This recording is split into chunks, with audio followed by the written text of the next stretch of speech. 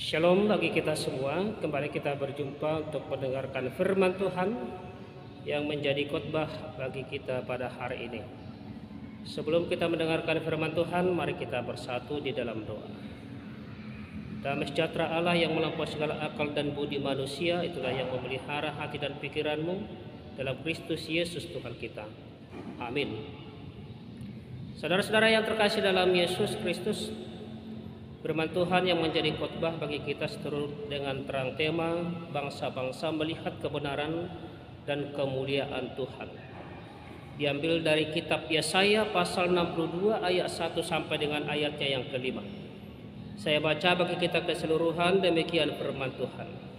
Keselamatan Sion akan datang dengan segera. Oleh karena Sion aku tidak dapat berdiam diri, dan oleh karena Yerusalem aku tidak akan tinggal tenang sampai kebenarannya bersinar seperti cahaya dan keselamatannya menyala seperti suluh. Maka bangsa-bangsa akan melihat kebenaranmu dan semua raja akan melihat kemuliaanmu, dan orang akan menyebut engkau dengan nama baru yang akan ditentukan oleh Tuhan sendiri. Engkau akan menjadi mahkota keagungan di tangan Tuhan dan serban kerajaan di tangan Allahmu. Engkau tidak akan disebut lagi yang ditinggalkan suami, dan negerimu tidak akan disebut lagi yang sunyi, tetapi engkau akan dinamai yang berkenan kepadaku, dan negerimu yang bersuami, sebab Tuhan telah berkenan kepadamu, dan negerimu akan bersuami. Sebab seperti seorang muda belia menjadi suami seorang anak darah, demikianlah dia yang membangun engkau akan menjadi suamimu. Dan seperti girang hatinya seorang mempelai melihat pengantin perempuan, demikianlah Allahmu akan girang hati atasmu. Sampai sejauh demikian pembacaan firman Tuhan. Saudara-saudara yang terkasih dalam Yesus Kristus, khotbah kita minggu kedua setelah Epifanias ini didasarkan pada Yesaya 62 ayat 1 sampai 5 tadi dengan terang tema bangsa-bangsa melihat kebenaran dan kemuliaan Tuhan, di mana Yesaya melukiskan gambaran Allah Bapa itu yang sangat berbeda. Saudaraku, mari kita lihat, mari kita telisik nats ini dengan pertanyaan besar, di manakah kebenaran dan kemuliaan Tuhan itu tersingkap atau dinyatakan? Di manakah kebenaran dan kemuliaan Tuhan itu tersingkap atau dinyatakan? Kebenaran dan kemuliaan Allah tersingkap dan dinyatakan yang pertama sekali lewat kasih-Nya, bahwa Tuhan mengasihi Sion, Tuhan mengasihi kita.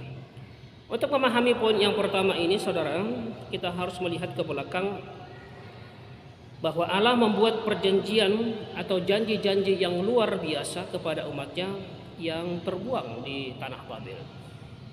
Allah berjanji dalam Yesaya 54 ayat 12 itu, aku akan membuat kemuncak-kemuncak tembokmu dari batu delima, pintu-pintu gerbangmu dari batu manikam merah, dan segenap tembok perbatasanmu dari batu permata. Dan juga Allah berjanji untuk membawa pulang orang-orang yang dibuang itu dan menjadikan mereka menjadi pesta-pesta yang paling mewah dalam pasal 56 ayat 7 sampai 8. Dan mereka benar-benar pulang kembali ke kampung halaman mereka.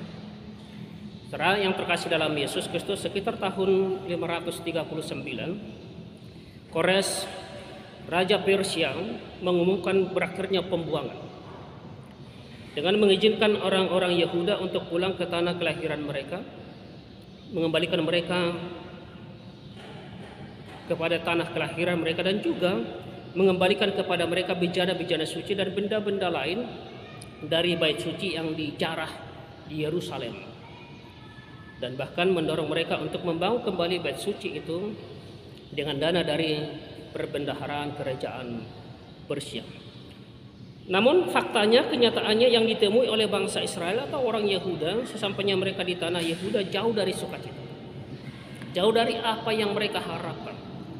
Tanah yang kosong, reruntuhan akibat penyerangan Raja Nebukadnezar 70 tahun yang lalu masih ada, dan semakin parah akibat terlantar selama 70 tahun. Sesampainya mereka di tanah Yehuda, mereka juga kelaparan. Dan kalau kita baca di dalam kitab Hagai, untuk memahami keadaan Israel, sepertinya kita harus memahami dan membaca kitab Hagai. Dan pertanyaan dalam benak orang Yehuda, di manakah permata-permata yang berkilau itu? Di manakah pesta yang berlimpah? Tanah itu masih terasa seperti padang gurun. Kota itu tidak ada penghuni. Nampak terlantar. Kehilangan kehadiran Allah yang menopang mereka. Saudaraku yang terkasih dalam Yesus Kristus, yang menjadi pertanyaan kembali, apakah Yerusalem masih dibayangi oleh hukum Allah yang adil? Itu menjadi pertanyaan dalam benak orang-orang Israel. Umat dalam pembuangan mereka menuduh Allah menyembunyikan dirinya. Dalam pasal 45 ayat 15. Dan setelah sampai mereka di Yerusalem, sepertinya juga Allah berdiam diri, tidak langsung untuk memulihkan keadaan mereka. Mereka merasa ditinggalkan oleh Allah saat mereka menderita melalui pembuangan di Babel. Mereka menderita di sana dan tampaknya berlangsung selama mereka juga sudah sampai di Yerusalem. Seperti masalah tidak pernah selesai. Itu yang mereka alami. Keluar dari mulut harimau, masuk ke mulut singa. Dan bangsa Yehuda berpikir bahwa wajah Allah itu masih wajah yang menyeramkan, wajah yang menghukum, wajah Allah yang pemarah, wajah Allah yang lupa akan janjinya. Karena sekali lagi faktanya mereka sampai di sana belum ada pemulihan dalam kehidupan mereka. Saudara-saudara yang terkasih dalam Yesus Kristus, dalam kondisi situasi inilah firman Tuhan kepada Yesaya dikatakan dalam ayat 1, oleh karena Sion aku tidak dapat berdiam diri, dan oleh karena Yerusalem aku tidak akan tinggal tenang sampai kebenarannya bersinar seperti cahaya dan keselamatannya menyala seperti suluh. Saudaraku, perkataan ini adalah perkataan yang menekankan bahwa Allah itu Allah penuh kasih. Allah yang penuh kasih, Allah yang tidak pernah meninggalkan umatnya. Allah yang tidak pernah meninggalkan kita. Dan di sini Yesaya mengatakan bahwa Allah tidak dapat berdiam diri, tidak akan tinggal tenang. Artinya apa? Artinya dikala kita dilingkupi oleh keadaan atau berhadapan dengan masalah, berhadapan dengan persoalan, menurut kita atau menurut orang Israel Allah itu berdiam diri, tinggal tenang atau tidak dapat melakukan apa-apa. Namun sebenarnya Allah itu mengasihi umatnya. Allah itu mengasihi kita. Melalui ini kasih Allah itu tidak pernah berhenti mencintai dan mengasihi umatnya. Demikian juga Allah tidak pernah berhenti mencintai dan mengasihi kita. Allah terus bekerja untuk kebaikan umatnya. Bahkan dengan tegas dikatakan, sampai kebenarannya bersinar seperti cahaya dan keselamatannya menyala seperti suluh. Kasih Allah tidak pernah luntur. Kasih Allah tidak pernah berkurang. Dia tetap mengasihi kita dan tidak pernah tinggal diam dan tinggal tenang, walaupun seolah-olah Allah itu tidak bekerja ketika kita berhadapan dengan masalah itu. Namun saudaraku, kita perlu ingat bahwa terkadang Allah membiarkan kita dalam masalah agar kita bersinar seperti cahaya dan keselamatan seperti suluh. Seperti pepatah mengatakan, tidak ada berlian yang berkilau tanpa digosok, dan tidak ada emas yang berkilau tanpa ditempah dengan api. Jadi kebenaran dan kemuliaan Allah itu terlihat dalam kasih-Nya. Dan kebenaran dan kemuliaan Allah itu terlihat di dalam penyertaan Tuhan yang selalu mengasihi kita. Tuhan yang selalu bekerja untuk menyelamatkan kita. Dalam Roma 8 ayat 29, Rasul Paulus berkata, kita tahu sekarang bahwa Allah turut bekerja dalam segala sesuatu untuk mendatangkan kebaikan. Allah bekerja untuk mendatangkan kebaikan.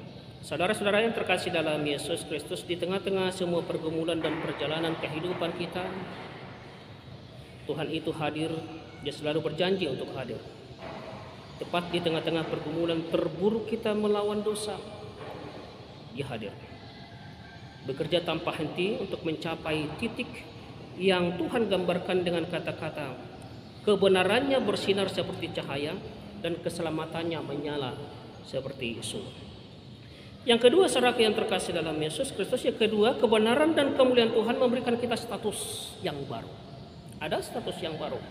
Kebenaran kemuliaan Tuhan terlihat dalam kasih-Nya yang besar. Yesaya melanjutkan tadi, maka bangsa-bangsa akan melihat kebenaran-Mu, dan semua raja akan melihat kemuliaan-Mu, dan orang akan menyebut Engkau dengan nama baru yang akan ditentukan oleh Tuhan sendiri. Engkau akan menjadi mahkota keagungan di tangan Tuhan dan serban kerajaan di tangan Allah-Mu. Kau tidak akan disebut lagi yang ditinggalkan, dan negerimu tidak akan disebut lagi yang sunyi, tetapi engkau akan dinamai yang berkenan kepadaku, dan negerimu yang bersuami, sebab Tuhan telah berkenan kepadamu, dan negerimu akan bersuami. Bangsa Israel diberi nama baru dan mahkota keagungan. Saudaraku yang terkasih dalam Yesus Kristus, kita membaca ini dengan mengetahui masa lalu dan memiliki kesadaran masa kini dan juga untuk masa depan.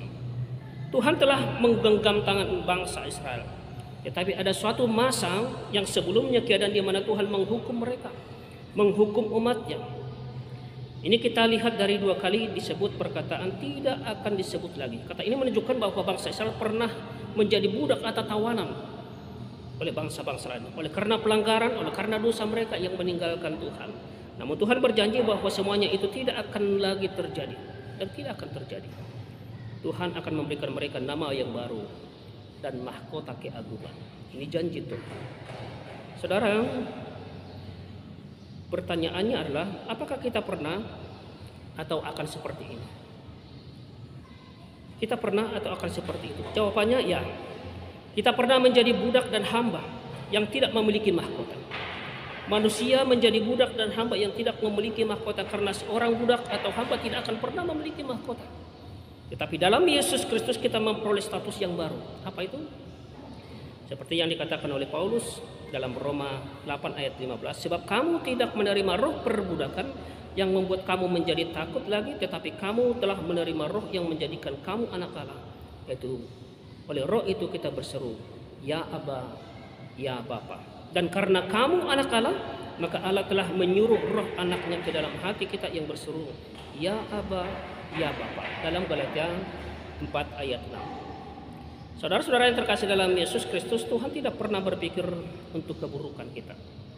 Karena sekali lagi Dia mengasihi kita. Seluruh rancangannya atau rancangan Tuhan itulah rancangan damai sejahtera. Setidaknya itu yang dikatakan Yeremia 28 ayat 11. Sebab aku ini mengetahui rancangan-rancangan apa yang ada padaku mengenai kamu. Demikian firman Tuhan, yaitu rancangan damai sejahtera dan bukan rancangan kecelakaan, untuk memberikan kepadamu hari depan yang penuh harapan.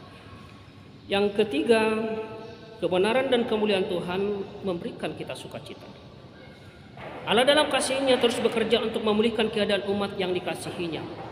Allah bukan hanya memberikan status yang baru, tetapi juga keadaan atau kondisi yang baru. Umat yang bersukacita. Dalam ayat 4 sampai ayat 5 tadi firman Tuhan dikatakan, engkau tidak akan disebut lagi yang ditinggalkan suami, dan negerimu tidak akan disebut lagi yang sunyi, tetapi engkau akan dinamai yang berkenan kepadaku, dan negerimu akan bersuami. Sebab seorang suami muda belia menjadi suami seorang anak darah, demikianlah dia yang membangun engkau akan menjadi suamimu, dan seperti girang hatinya seorang mempelai melihat pengantin perempuan, demikianlah Allahmu akan girang hati atasmu. Saudaraku yang terkasih dalam Yesus Kristus, mari kita lihat perubahan situasi dalam kondisi sebelum dan sesudah beroleh status yang baru. Yang pertama, yang ditinggal suami menjadi disebut tidak akan disebut lagi yang ditinggal suami. Yang sunyi tidak akan disebut lagi. Yang ketiga, dari yang tidak berkenan menjadi berkenan kepadaku. Artinya berkenan kepada Allah. Dari ketiga gambaran ini menunjukkan situasi sebelum dan sesudah menjadi anak Allah. Ada situasi dan status yang baru, ada perubahan status itu dalam kehidupan umat Tuhan itu.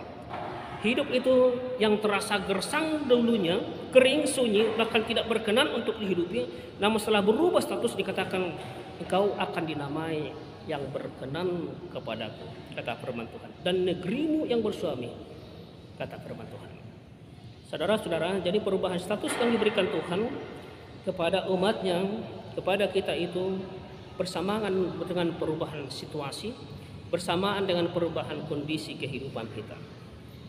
Saudaraku yang terkasih dalam Yesus Kristus, sukacita kita yang paling besar adalah mengetahui bahwa Allah berkenan kepada kita, dan sukacita ini sama seperti orang yang berada dalam pesta pernikahan, sebagaimana dalam Yohanes 2 ayat 1 sampai 11, yakni pernikahan di Kana.